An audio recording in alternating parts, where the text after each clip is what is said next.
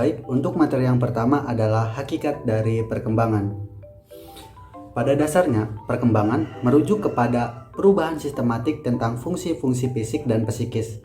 Perubahan fisik meliputi perkembangan biologis dasar sebagai hasil dari konsepsi atau pembuahan ovum oleh sperma dan hasil dari interaksi proses biologi dan genetika dengan lingkungan. Sementara, perubahan psikis menyangkut keseluruhan karakteristik psikologis individu seperti perkembangan kognitif, emosi, sosial, dan juga moral. Perkembangan merupakan proses perubahan kuantitatif dan kualitatif individu dalam rentang kehidupannya, mulai dari masa konsepsi, masa bayi, masa kanak-kanak, masa remaja, sampai kelak menjadi dewasa. Dengan demikian, perkembangan dapat diartikan sebagai suatu proses perubahan dalam diri individu atau organisme, baik secara fisik atau jasmaniah maupun secara psikis atau rohaniah, menuju tingkat kedewasaan atau kematangan yang berlangsung secara sistematis, progresif, dan berkesinambungan.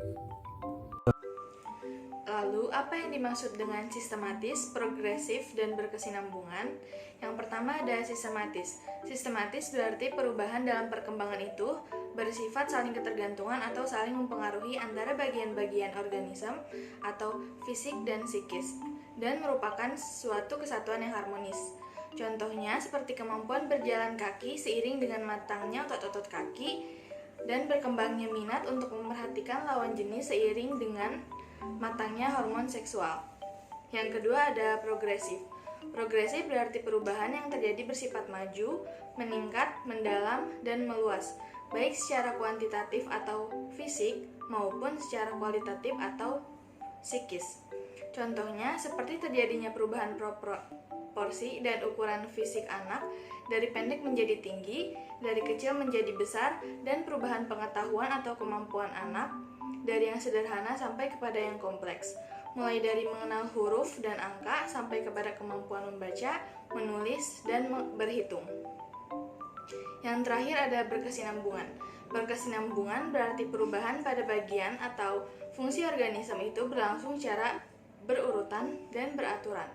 Contohnya, untuk dapat berjalan, seorang anak lebih dahulu terlentang, tengkurap, duduk, merangkap, dan berdiri. Sedangkan untuk anak dapat berbicara didahului dengan meraban, dan untuk mencapai dewasa harus melalui masa konsepsi, bayi, anak, dan remaja.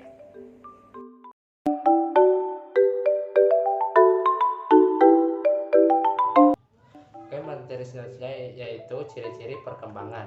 Mengenai ciri-ciri perkembangan dalam individu atau organisme dapat diuraikan sebagai berikut. Yang pertama, terjadinya perubahan ukuran dalam aspek fisik seperti tinggi badan, berat badan, dan organ-organ tubuh lainnya.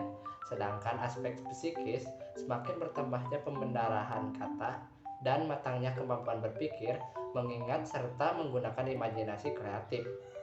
Dan yang kedua adalah terjadinya perubahan proporsi dalam aspek fisik.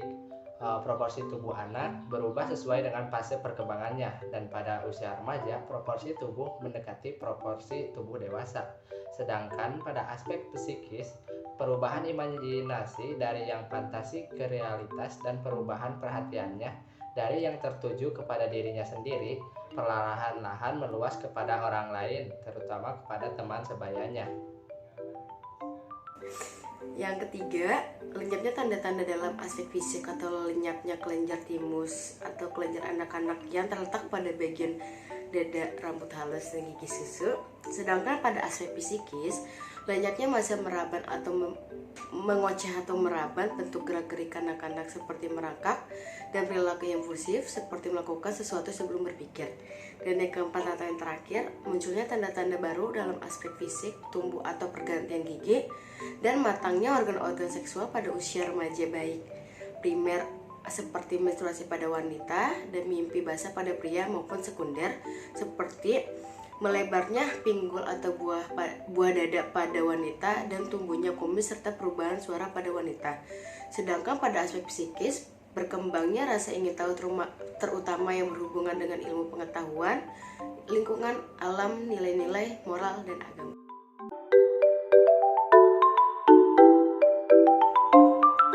Prinsip-prinsip perkembangan. Yang pertama, perkembangan merupakan proses yang tidak pernah berhenti sepanjang hidup individu. Kedua, semua aspek perkembangan saling mempengaruhi. Yang ketiga, perkembangan mengikuti pola atau arah tertentu. Yang keempat, perkembangan terjadi pada tempo yang berlainan. Yang kelima, setiap fase perkembangan mempunyai ciri khas. Dan yang terakhir, setiap individu yang normal akan mengalami tahapan atau fase perkembangan.